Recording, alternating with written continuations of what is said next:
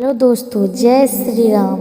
कैसे हैं आप लोग? उम्मीद करती हूँ कि आप लोग अच्छे होंगे। आज मैं आप लोग के लिए एक नई जानकारी लेके आई हूँ। आज मैं आप लोग के लिए अमल की एकादशी 2022 के बारे में जानकारी लेकर के आई हूँ। अमल की एकादशी कब है?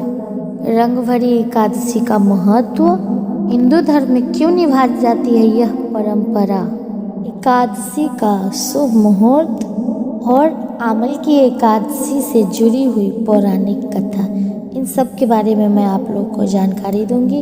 अगर ये आप लोग जानना चाहते हो तो वीडियो पे बने रहें। आइए चलते हैं अपनी जानकारी से। होली से 4-5 दिन पहले जो एकादशी होती है उसे रंग भरी एकादशी के नाम से जाना जाता है और मनाया जाता है।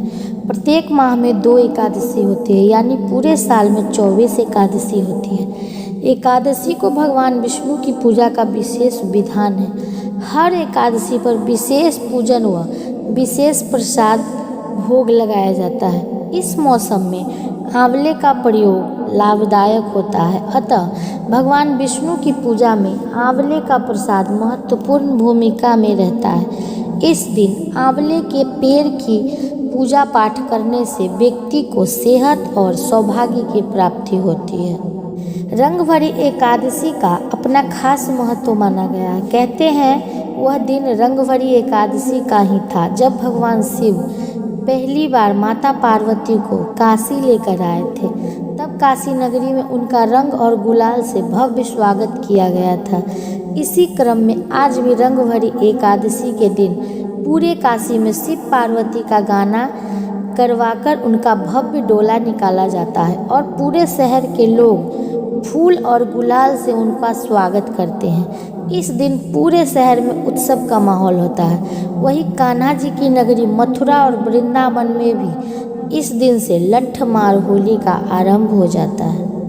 मान्यता के अनुसार हिंदू पंचांग के वर्तमान वर्ष में जिन घरों परिवार में किसी की मृत्यु हुई होती है उन परिवार में इस दिन विशेष रूप से अपनी विवाहिता पुत्री को बुलाया जाता है और शोक का समापन किया जाता है। शोक उठने या शोक समापन के बाद चैत मास से परिवार में शुभ कार्य करने की रोक टोक हट जाती है।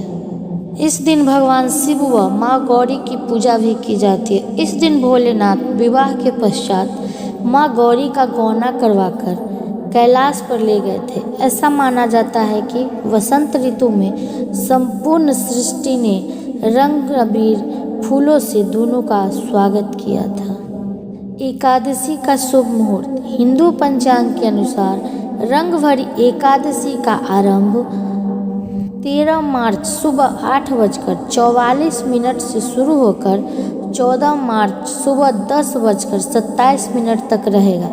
वहीं एकादशी में रवि सोम पुष्प योग भी बन रहा है। पुष्प नक्षत्र रविवार 13 मार्च को सुबह 6:44 से सोमवार 14 मार्च 8:50 तक रहेगा। ऐसे में आप लोग अमल की एकादशी 14 मार्च को ही रखें। उसी दिन का एकादशी अति शुभ है। ये तो थे मुहूर्त। अब आते हैं पौराणिक कथा में। अमल की एकादशी की कथा इस प्रकार है। पौराणिक कथाओं के अनुसार यह कहा जाता है कि ब्रह्मा जी भगवान विष्णु की नाभि से उत्पन्न हुए थे। एक दिन ब्रह्मा जी ने खुद को जानने की कोशिश की, जिसके लिए उन्होंने परम ब्रह्मा की तपस्या करनी शुरू कर दी। उनकी भक्ति में तपस्या से प्रसन्न होकर परम ब्रह्मा भगवान विष्णु उनके सामने प्रकट हो गए।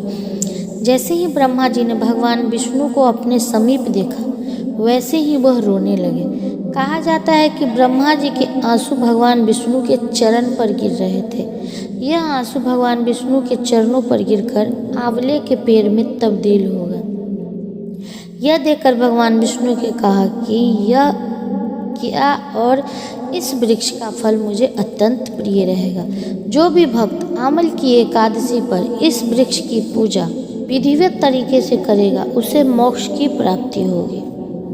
भगवान विष्णु ने कहा कि आज से ये वृक्ष और इसका फल मुझे अत्यंत प्रिय है। जो भी भक्त अमल की एकादशी पर इस वृक्ष की पूजा विधिवत तरीके से करेगा उसके सारे पाप कष्ट कट जाएंगे और वो मोक्ष की ओर अग्रसर होगा। तभी से अमल की एकादशी का व्रत किया जाता है। अमल की एकादशी से एक और भी कथा है जो मैं आप लोग को सुनाना चाहती हूँ। बहुत समय पहले एक राजा राज करता था जो अपने पिछले जन्म में एक शिकारी हुआ करता था। एक दिन अमल की एकादशी तिथि पर मंदिर में पूजा की जा रही थी और वह शिकारी चोरी करने के लिए मंदिर में छुप गया था। वह इंतजार कर रहा था कि कब सारे लोग जाएं और उसे चोरी करने का मौका मिले। ऐसा करते करते सुबह हो गई और वह इस चक्कर में शिकारी ने अनजाने में ही अमल की एकादशी का व्रत संपूर्ण कर लिया था। जब शिकारी की मृत्यु हो गई तब उसने राज परिवार में जन्म लिया। यह उसे अमल की एकादशी व्रत को पूर्ण करने का फल मिला। दोस्तों, ये थी अमल की एकादशी से जुड़ी हुई सारी जानकारी। अगर आपको मेरे द्वारा दी गई जानकारी अच्छी लगी हो, समझ में आई हो, तो प्लीज़ मेरे चैनल को लाइक एवं सब्सक्राइब जरूर करें और इसे शेयर भी करें। जय श्री राम।